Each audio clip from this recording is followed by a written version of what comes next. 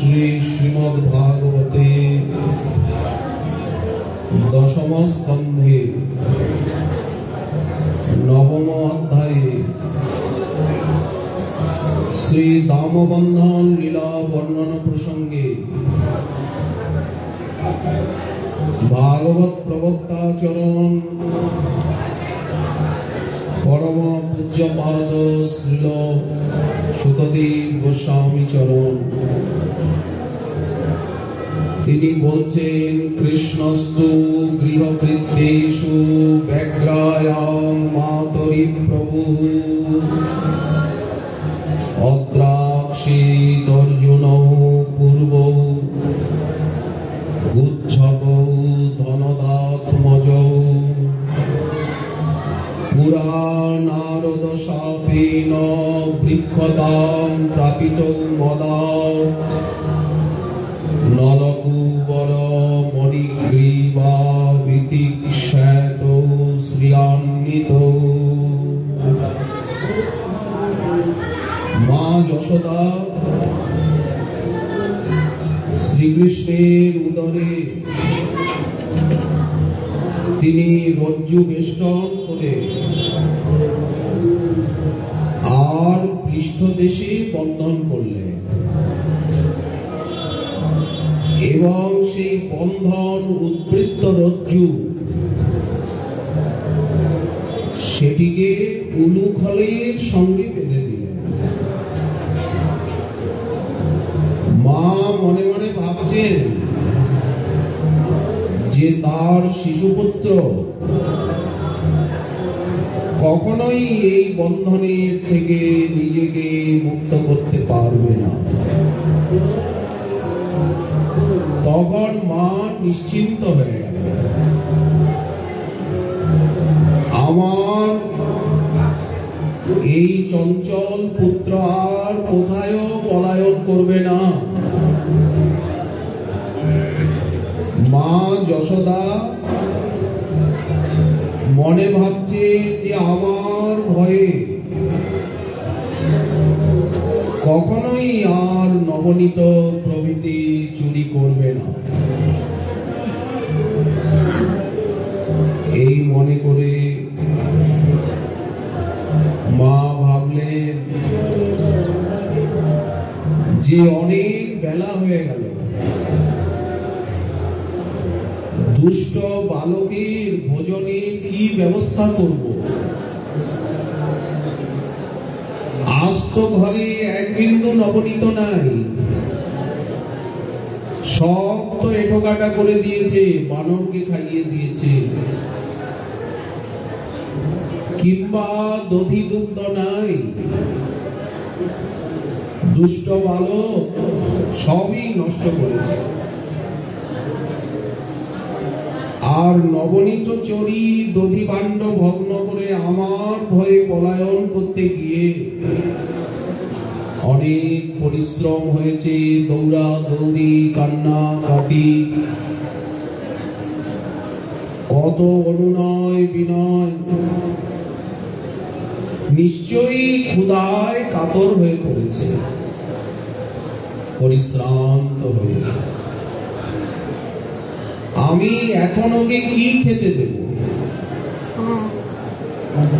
এখন আমাকে গোদহন করতে হবে এবং দুগ্ধ আবর্তন করে বালককে কিছু খাওয়াতে হবে। এখন আমাকে গোদহনে যেতে হবে এবং সেই দুগ্ধকে আবর্তিত করে একে পাওয়াতে হবে এবং সেটা করাই আমার উচিত। আহা, ক্ষুধায় বাছার মুখখানা কেমন মলিন হয়ে গেছে। দেখুন মায়ের মন, কোন ঐশ্বর্য মায়ের অন্তর গ্রহণ করে না। মা মনে মনে ভাবছেন, এ এখন ক্ষুধায় কাতর, কি খেতে দেব। বিশেষত গৃহদেবতা নারায়ণের সেবা আজ কি দিয়ে হবে? নারায়ণের সেবার জন্য যা কিছু ওই ঘরে রাখা ছিল সব এঁটো করে দিয়েছে।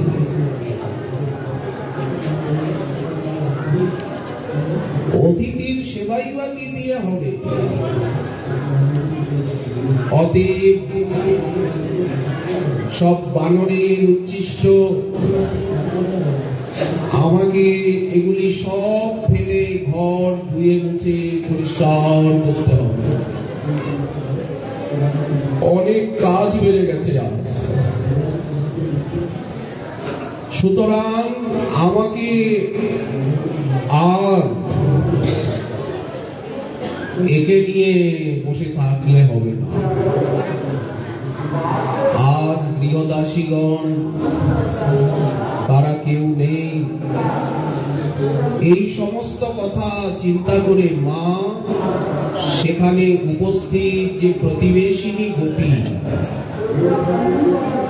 তাদেরকে বললেন, এখানে দাঁড়াবে না, চলো সবাই চলো,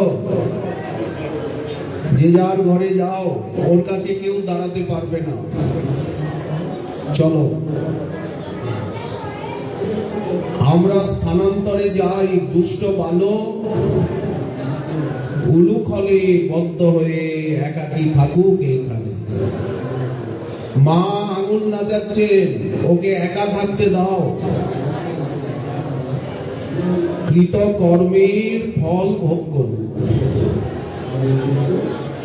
যশোদার এই আদেশে সমাগত গোপীগণ তারা অনিচ্ছা সত্ত্বে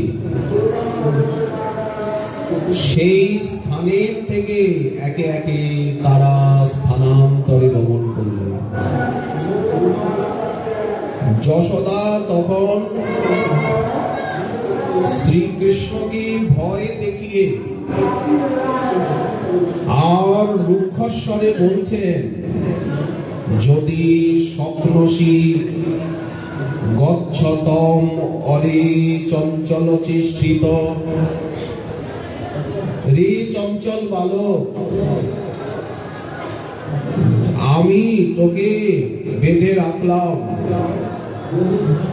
যদি তোর শক্তি থাকে তাহলে তুই বন্ধন মোচন করে স্থানান্তরে গমন কর,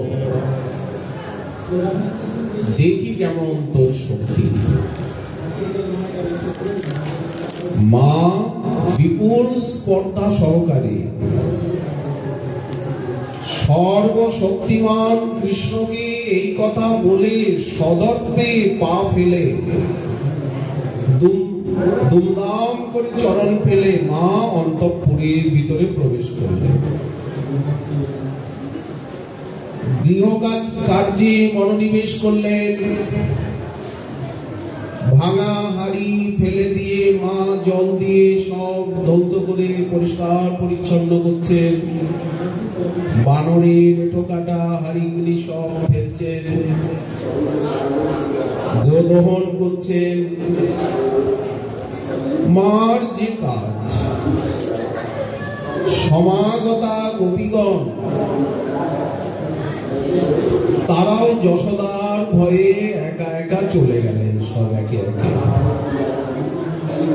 যশোদার ভয়ে প্রতিবেশিনী গোপিনীগণ সব একে একে বিদায় নিলেন। যাবার সময় তারা কৃষ্ণকে উপদেশ দিয়ে গেলেন,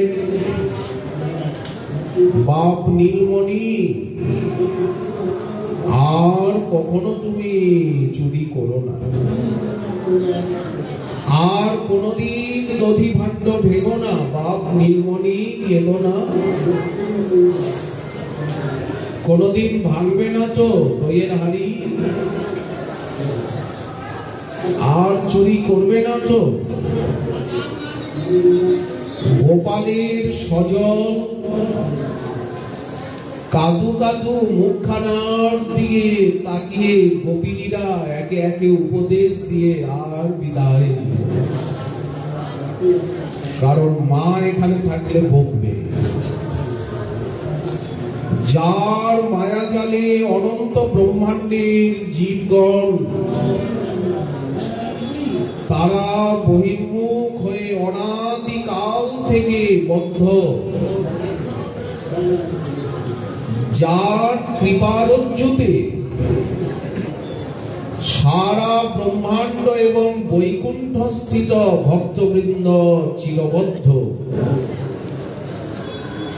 যার চরণাশ্রয় মাত্রে ভববন্ধন মোচন হয়,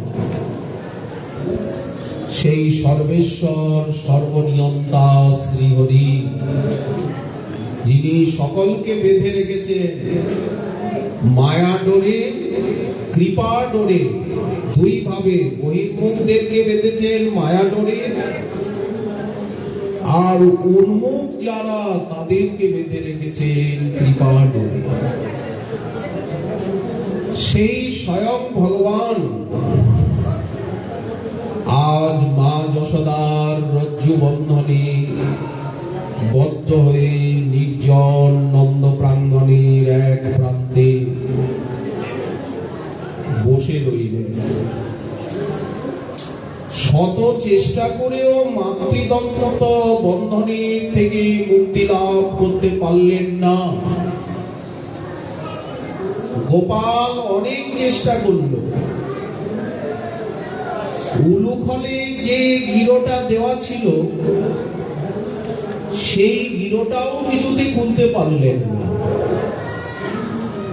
আর কোমরে যে এখানে পিছে বাঁধা কটিতে, এখানে তো হাত যাচ্ছে না, দেখতে পাচ্ছে না, ফলত কোন বন্ধনই খুলতে তিনি পারলেন না। তখন মনে মনে ভাবছেন যে আজকে তো তাহলে এইভাবেই বসে থাকতে হবে। এর মধ্যে কি হলো, যখন অসহায় একাকী হয়ে নন্দ প্রাঙ্গণের কোণে বসে আছে, কিছুতেই বন্ধন খুলতে পারছে না, উলুখলেরও না, কঠিনও না। এর মধ্যে দেখা গেল ধীরে ধীরে মৃদু পদক্ষেপে দুই একটা বালক এসে উপস্থিত হয়েছে। এই বালকগুলিকে বললেন শ্রীকৃষ্ণেরই সখা। এতক্ষণ ওরা কোথায় ছিল? বললেন এতক্ষণ ওরা ভয়ে লুকিয়েছিল কোথায়। কারণ মা যদি আমাদেরও বেঁধে ফেলে। এখন সকলে যখন চলে গেল মায়ের রুক্ষ বাক্যে, মাও গৃহবৃত্তে চলে গেলেন, তখন এরা একে একে এসে উপস্থিত হল। তাদেরকে বললেন কৃষ্ণ, ভাই তোমরা যদি একটু চেষ্টা করো তাহলে আমি বন্ধন মুক্ত হতে পারি।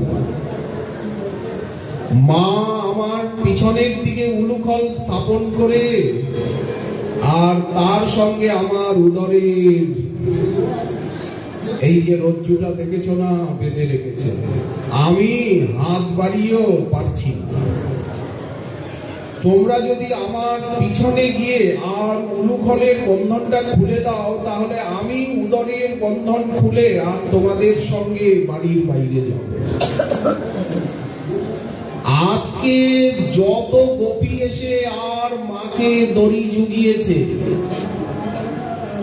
হাসাহাসি করেছে, আমাকে লজ্জা দিয়েছে, আর মা ওদেরকে দেখে বলেছে রজ্জু নিয়ে আয়, আর রজ্জু জুগাড় দিয়েছে, ওদের ঘরের আমি একটাও মাটির হাঁড়ি রাখবো না, সব মাটির হাঁড়িগুলি আছাড় দিয়ে দিয়ে ভেঙে চূর্ণ বিচূর্ণ, একটা বাছুরও খোয়ারে রাখতে দেবে, সব বাছুরগুলিকে খোয়ার খুলে আর দেবতারি। ভাই সকলে মিলে আজ ওদের বাড়ি গিয়ে নবনীত চুরি করব, যত দুধ দই আছে সব ঢেলে ফেলে দেব, একবার মুক্তি লাভ করতে পারলেই হলো এই বন্ধনে। গোকুলে একটাও দইয়ের হাঁড়ি রাখবো না, সারা গোকুলের উপরে রেগে গেছে। একটু সাহায্য করো আমার। এখন বালকগুলি কৃষ্ণের কথা শুনে ভয়ে এদিকে ওদিকে তাকাচ্ছে। ওইদিকে মা ঝাড়ু ঝাড়ু দিচ্ছেন, মা আছেন ঘরের ভিতরে চুপি সারে, আর নিঃশব্দে সবকিছু করতে হবে। কৃষ্ণের কথা শুনে বয়স্ক গোপবালকগণ ধীরে ধীরে পশ্চাৎ দেশে গেল। গিয়ে আর মায়ের আগমন আশঙ্কা বারবার অন্তঃপুরের দিকে সচকিত দৃষ্টি নিক্ষেপ করছে বালকগুলি, এবং চেষ্টা করছে যে উলুখলের সঙ্গে মা যে গিরোটা দিয়েছেন সেই গিরোটা যদি কোনো মতে খুলে দিতে পারি, তাহলে বাকি রজ্জুটা যদি খোলাও না যায়, সেটা যদি পিছনের লেজের মতো ঝুলতেও থাকে, তাহলেও পাড়ায় যেতে আপত্তি থাকবে না। উলুখলের সঙ্গে বাধাটাই তো ভয়ঙ্কর হয়ে গেছে। কোমরে যে বাধাটা আছে সেটা নয় ঝুলতে থাকবে লেজের, হনুমানের লেজের মতো, পাড়ায় যেতে তো আপত্তি হবে না। তারা অনেক চেষ্টা করবে, ছোট ছোট ছেলে সব, কিন্তু কিছুতেই মায়ের তত্ত্ববন্ধন মোচন করতে তারা পারল না। তখন কৃষ্ণকে বলল, ভাই, মায়ের বন্ধন যে বড়ই শক্ত, মাঝে কি গিরো দিয়েছেন কিছুতেই আমরা খুলতে পারছি না। ওদের ছোট ছোট কচি কচি আঙুল। বালকগণ বয়সে শিশু হলেও তাদের কথাবার্তা কিন্তু শিশুর মতো ছিল না। দেখতে শিশু, কৃষ্ণকে যেমন দেখতে শিশু, আসলে শিশু নয়। সখাগুলিকেও দেখতেই শিশু, আসলে শিশু নয়। কিন্তু কিছুতেই খুলতে পারল না। কেন পারল না? বাৎসল্য প্রেম, সখ্য প্রেম অপেক্ষা শ্রেষ্ঠ। বাৎসল্য প্রেমের বন্ধন সখ্য প্রেম কখনোই খুলতে পারে না। বাৎসল্য প্রেমকে সখ্য প্রেম কখনোই অনাদর করতে পারে না। এই সিদ্ধান্ত এখানে প্রকাশ হল। কৃষ্ণ সর্বশক্তিমান হলেও তিনি ভক্তের ইচ্ছার বিরুদ্ধে কোনো কাজ করতে পারেন না। ভক্ত যদি ইচ্ছা করে তোমাকে এখানে বসে থাকতে হবে, তো বসেই থাকবে। এই দেখুন, বড় বড় মহাপুরুষগণ বিগ্রহ রূপে তাকে স্থাপন করে যান। বিগ্রহ প্রতিষ্ঠা কারা করেন? অর্চাবতার বড় বড় মহাপুরুষগণ এই সংকল্প নিয়ে প্রতিষ্ঠা করেন, যাতে চিরকাল সেবা হয়, সকলে ভক্তি পায়, সেবা উজ্জ্বল হয়, সংরক্ষিত হয়। ভগবান সেইখানে বিগ্রহ রূপে দাঁড়িয়েই আছেন, নড়াচড়ার সামর্থ্য নাই, ভক্ত স্থাপন করে গেছে। ভক্তের ইচ্ছাধীন হয়ে আর উনি সেবা নিচ্ছেন।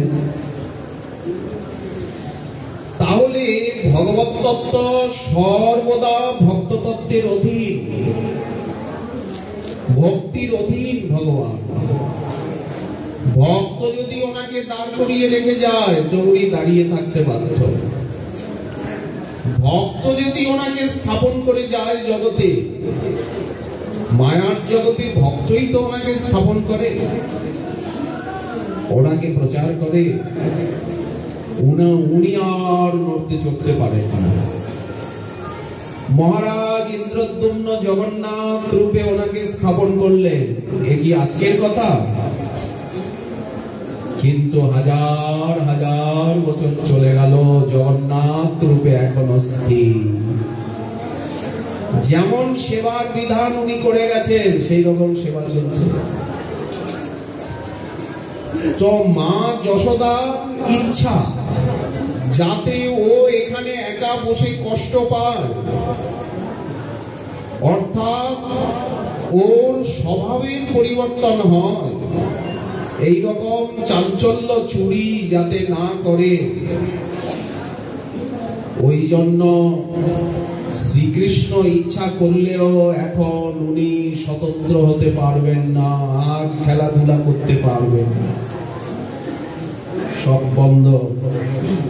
কেন বললেন? ভক্তের ইচ্ছার বিরুদ্ধে ওনার কিছু করার শক্তি নেই। আমরা যে বলি কৃষ্ণের ইচ্ছা, কৃষ্ণের ইচ্ছা, ঠাকুরের ইচ্ছা, ঠাকুর বলেন আমাকে দোষ দিও না, আমার স্বতন্ত্র ভাবে কোনো ইচ্ছা নাই, আগে ভক্তের ইচ্ছা জাগে, ভক্তের ইচ্ছা দেখে আমার অন্তরে ইচ্ছা জাগে। যতক্ষণ ভক্তের অন্তরে ইচ্ছা না যাচ্ছে, ততক্ষণ আমার অন্তরে কখনোই কোনো ইচ্ছা জাগে না। এই হচ্ছে ভক্তি জগতের সিদ্ধান্ত। তাকে দোষ দিলে হবে না, তিনি ভক্তাধীন তত্ত্ব। কৃষ্ণ সর্বশক্তিমান হলেও এখানে তার সর্বশক্তি স্তীমিত হয়ে যায়। এখানে সর্বজ্ঞ অজ্ঞের মতো চেষ্টা প্রকাশ করে, এখানে আনন্দময় কাঁদেন, এখানে নিত্য তৃপ্ত হয়েও তিনি চির বুভুক্ষু, চির পিপাসু। অতএব তার কৃপা দৃষ্টিতে ভক্তের সর্ববিধ বন্ধন মোচন হয়ে যায়। যদি শ্রীকৃষ্ণ আমাদেরকে কৃপা দৃষ্টিপাত করেন আমাদের উপরে, আমাদের কোনো বন্ধন থাকবে না, সত্য। ওনার কৃপা দৃষ্টিপাতে আমাদের সর্ববন্ধন মোচন হলেও ভক্তের প্রেমাধীনতার বন্ধন পাশের থেকে উনি নিজেকে কখনোই মুক্ত করতে পারেন না। এই জন্য আজ এত চেষ্টা করেও উনি অপারগ হয়ে গেলেন, একেবারে মাধুর্য রসে ওনাকে ডুবিয়ে রেখেছে। দৃষ্টান্ত দিচ্ছেন মহাজন, সূর্যাস্ত কালে সন্ধ্যা হয়ে গেছে, কমলের মধ্যে পদ্মিনীর মধ্যে ভ্রমর মধুপান করছিল। মধুপান করতে করতে এমনই মত্ততা এসে গেছে, কমলের গন্ধে, কমলের মধুর স্বাদে। ধীরে ধীরে সূর্য অস্ত গেল, কমলটা বন্ধ হয়ে যাচ্ছে, ভ্রমর ভিতরে আটকে গেল। পদ্মিনীর সেই গর্ভে, অথচ ওই ভ্রমরের এত দন্ত শক্তি যে বড় বড় কাঠ, শাল সেগুন কাঠ পর্যন্ত ছিল, ভেদ করে দেবে। কিন্তু ওর মনে থাকে না দন্ত শক্তির কথা। সকালবেলা যখন আবার সূর্যোদয় হলো, কমল প্রস্ফুটিত হলো, তখন দেখা গেল ভ্রমরটি মৃত। আচ্ছা, অতিশয় কোমল পদ্মের পাপড়ির ভিতরে ভ্রমর কি করে মৃত হয়? তখন তার দন্ত শক্তির কথা কি মনে থাকে না? সে সামান্য পদ্মের পাপড়িগুলোকে ভেদ করে তো বেরিয়ে যেতে পারে। বললেন তেমনি সর্বশক্তিমান ভগবান যার কৃপা দৃষ্টিতে সবার সর্ববন্ধন চলে যায়, তিনি ভক্ত দত্ত বন্ধনে পড়ে এমনই মোহিত হয়ে যান, নিজের সর্বশক্তির কথা ভুলে যান, স্তীমিত হয়ে যায় সর্বশক্তি, যে উনি আর কিছুই করতে পারেন না।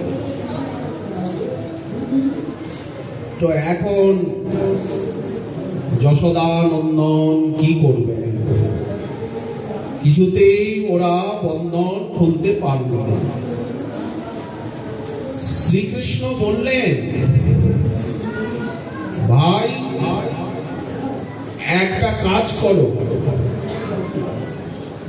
উলুখলটাকে তোমরা দেখো তো অন্য কোনো উপায় করতে পারো কিনা, দড়িটাকে ছেঁড়া যায় কিনা। শ্রীকৃষ্ণ ভাবলেন, গিট তো খুলতে পারলাম না, এখন দড়িটাকে ছেঁড়া যায় কি করে? ওরাও টানাটানি করছে ছোট কোমল হাত দিয়ে, কিছুতে ছেড়ে না। তখন শ্রীকৃষ্ণ বললেন কি, বললেন, ভাই উলুখলটাকে কাত করো তো, একবার শুইয়ে দাও দেখি।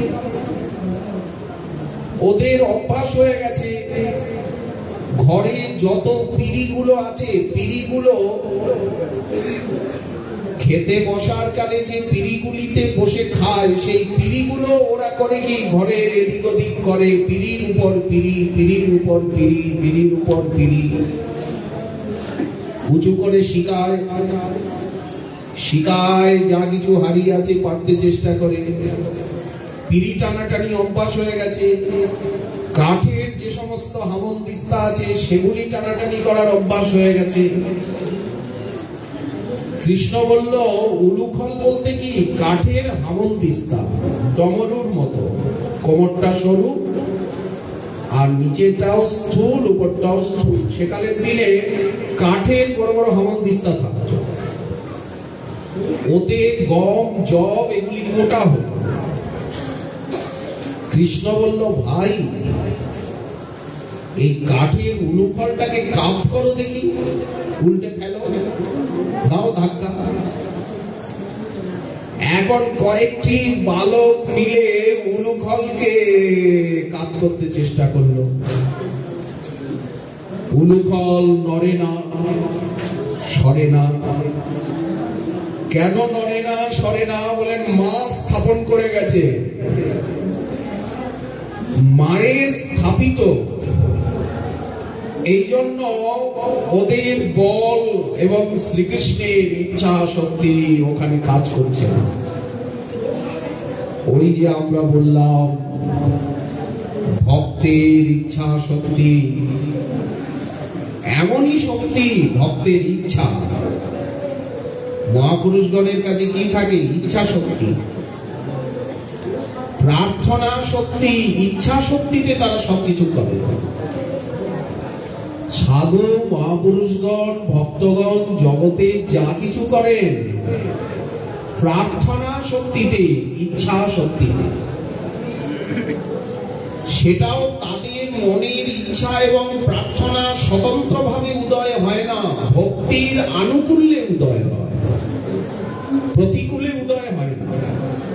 কারণ ভক্তের হৃদয় তো কামনা শূন্য। ভগবানকে সুখ দেওয়ার নিমিত্তই তাদের অন্তরে বাসনা জাগে, আত্মসুখের জন্য নয়। মায়ের স্থাপিত উলুখল কিছুতেই নড়াচড়া করতে পারছে না। প্রেমবান ভক্তের স্থাপিত বস্তু এমনই অচল, সাক্ষাৎ ভগবানও তাকে চঞ্চল করতে পারে না। এই দেখুন, আজ তো পূর্ণাষ্টমী, রঘুনাথ দাস গোস্বামী পাদ আজ থেকে 500 বছর আগে, 500 কিছু কম, 1546 খ্রিস্টাব্দে না 48 খ্রিস্টাব্দে, এই যে রাধাকুণ্ডের বর্তমান রূপ দিয়ে চারিদিকের জমিগুলিকে ক্রয় করে কুটির নির্মাণ নির্মাণ করে উনি যে স্থাপন করে গেছে, আমাদের ভজনস্থলী যে স্থাপন করে গেছে, যাতে সবাই এখানে আসতে পারেন, বসবাস করতে পারেন, ভজন করতে পারেন রাধারানী। এই জন্য উনি যে স্থাপন করে রেখে গেছেন, আজ 500 বছর হতে চলল, কিন্তু ওই যে প্রেমিকের স্থাপনা, ওই যে মহাপ্রেমিকের সংকল্প, সবাই এখানে যাতে আসে, সবাই যাতে রাধা কুণ্ডকে জানতে পারে, এখানে বাস করতে পারে, স্নান করতে পারে, সাধন করতে পারে, ওনার যে প্রার্থনা, ওনার যে সংকল্প এমনই অচল অটল, সেই কৃপা, সেই প্রার্থনা, সেই সংকল্পই তো আমাদেরকে টেনে এনেছে। তা না হলে আমরা এমন কি স্বীকৃতি করেছি, এমন কি জপ তপ দান পুণ্য করেছি, ব্রত তপ, যে এখানে বাস করব। যেখানে রাজপুত্র, এত বড় জমিদারের দুলাল রঘুনাথ এইভাবে বাস করছে, সেখানে মাতৃসচিব কিভাবে বাস করছে, কত সুযোগ সুবিধায় বাস করছে, কত ঐশ্বর্যের ভিতরে বাস করছে। কালের পরিবর্তনে, তাহলে এর মূলে কি রয়েছে? ওই যে ওনার সংকল্প, ওই যে ওনার ইচ্ছা শক্তি, ওই যে ওনার প্রার্থনা। হে করুণাময়ী, এই যে আমি তোমার পুণ্যের রূপ দিলাম, সবাই জানতে পারে, যাতে সবাই আসতে পারে, সবাই এখানে নিবাস করতে পারে, ভজন করতে পারে। দেখুন, সেই করুণার আকর্ষণে সবাই আসছে, সবাই জানছে। আজ এত সুলভ হয়ে গেছে, যে কোনো ব্যক্তি এখানে আসতে পারেন, বাস করতে পারেন, থাকতে পারেন, কোনো অভাব অভিযোগ কিচ্ছু নাই, শান্তি শান্তি, কোনো কাজকর্ম কিছু করতে হয় না। এই যে কয়েক হাজার এখানে সাধক সাধিকা রয়েছেন, কে তাদেরকে পালন পোষণ করছে, তাদের আহার্য কে যোগাচ্ছে, কে বাসস্থান দিচ্ছে, কে রক্ষণাবেক্ষণ করছে? বলেন একটা অচিন্ত অদৃশ্য শক্তি। এটা কি? ইচ্ছা শক্তি, কৃপা শক্তি। এই ইচ্ছা শক্তি এবং কৃপা শক্তির সঙ্গে যদি কেউ একবার পরিচিত হয়, তখন সে নিশ্চিন্ত হয়ে যায়। ওই জন্য উলুখল নড়ছে না, চড়ছে না। কিন্তু উলুখল যদি না নড়ে, না কাত হয়, তাহলে তো লীলাও এগিয়ে যাবে না, লীলাও তো এইভাবে দাঁড়িয়ে যাবে। ওই জন্য সখারা কোনো মতে চেষ্টা করে উলুখলটাকে শুইয়ে দিল, লীলায় এক ধাপ এগিয়ে গেল। শ্রীকৃষ্ণ এইবার উনি হামাগুড়ি দিতে আরম্ভ করলেন। দাঁড়িয়ে থেকে তো টেনে নিয়ে নেওয়ার ক্ষমতা নেই। শ্রীকৃষ্ণ হামাগুড়ি দেওয়ার অভ্যাস তো ওনার আছে, সেই চিরপরিচিত নন্দ প্রাঙ্গণ। অনেক দিন এখানে হামাগুড়ি দিয়েছেন, এখানে হাঁটতে শিখেছেন, হাঁটি হাঁটি পা পা করে পড়ে গেছেন, কত কেঁদেছেন, আঘাত লেগেছে, কত এই নন্দ ভবনের কর্দম অঙ্গে লেগে গেছে, ব্রজকর্দমে সুখ। এখন অবশ্য শ্রীকৃষ্ণ আর হামাগুড়ি দেন না, এখন খুব দৌড়াতে পারে, সারা পাড়ায় পাড়ায় ঘুরে বেড়ান চঞ্চলের শিরোমণি। কিন্তু আজকে প্রয়োজন বশত শ্রীকৃষ্ণকে হামাগুড়ি দিতে হচ্ছে। উনি করলেন কি না, হস্ত দুটি করতল ভূমিতে অর্পণ করে আর বলপূর্বক দুটি জানু দুটি করতল ভূমিতে অর্পণ করে বলপূর্বক উলুখলকে আকর্ষণ করছে। যখন উলুখলকে বারবার আকর্ষণ করছেন, উলুখল নড়ে না। এ তো আরেক বিপদ হয়ে গেল, উলুখল তো নড়ে না। আরো টান দিচ্ছেন, ফলত শ্রীকৃষ্ণের কোমরের যে বন্ধন, সেই বন্ধন আরো সুদৃঢ় হচ্ছে। টান দিচ্ছেন না তো আরো বন্ধন কঠিন হয়ে যাচ্ছে, আরো সুদৃঢ় হচ্ছে। শ্রীকৃষ্ণ কিছুতেই উলুখলটাকে টেনে নিতে পারছেন না, হামাগুড়ি দিচ্ছেন, মুখটা লাল হয়ে যাচ্ছে, চেষ্টা করছেন কিন্তু উলুখল এগোচ্ছে। উলুখল কেন এগোয় না? বলেন মায়ের স্থাপিত না, মায়ের প্রেম। এই উলুখলটা কি? বলেন উলুখলটা মায়ের প্রেম। দড়িটা কি? মায়ের প্রেম। তখন উনি সখাগণকে বললেন, ভাই একটু ঠেলো না, সবাই মিলে তোমরা একটু ঠেলো। এটা যেন আজকে একটা নতুন খেলার মতো হয়ে গেল। আজকে আরেক রকম খেলা, উলুখলটাকে ঠেলতে চেষ্টা করছে। ধীরে ধীরে উলুখল এগোচ্ছে। হঠাৎ কি হলো? সর্বজ্ঞতা শক্তি শ্রীকৃষ্ণের অন্তরে এসে উপস্থিত হল। সর্বজ্ঞতা শক্তি, সামনের দুটো অর্জুন বৃক্ষ, দুটো অর্জুন গাছ এইরকম হয়ে আছে। একসঙ্গে অর্জুন বৃক্ষ দুটি জন্মেছে।